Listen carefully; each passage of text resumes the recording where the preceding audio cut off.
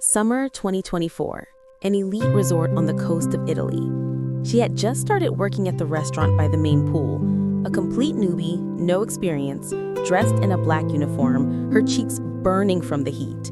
The temperature was plus 38 degrees Celsius.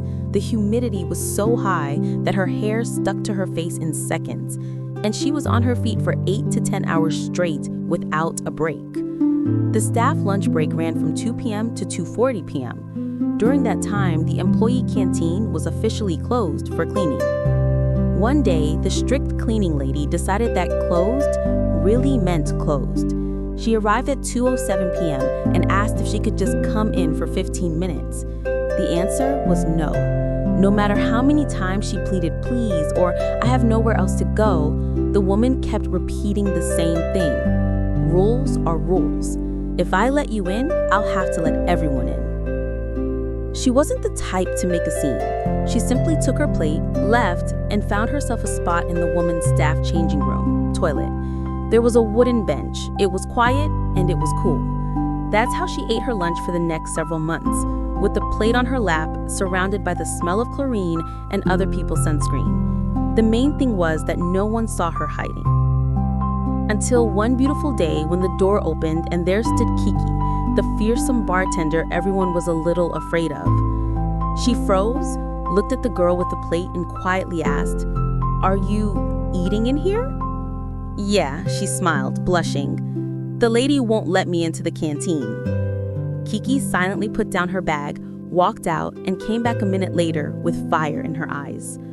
"Come on, we're sorting this out right now." She thought Kiki was just going to argue with the cleaning lady, but when they entered the canteen, there was a woman sitting in the far corner, absorbed in her phone, wearing a light white linen suit, clearly not staff. Kiki started loudly complaining. The cleaning lady began making excuses. And then the woman looked up and said in a calm but firm voice, "It's fine. Let the girl eat here. And in general, keep the canteen open for those who work outside. That's normal."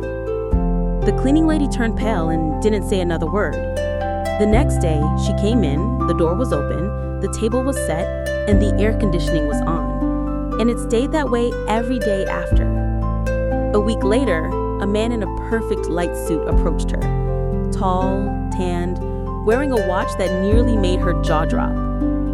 "You're the girl who was eating in the toilet?" he asked with a smile. She nodded, ready to sink through the floor. "I'm Matteo Riva, the owner of this resort.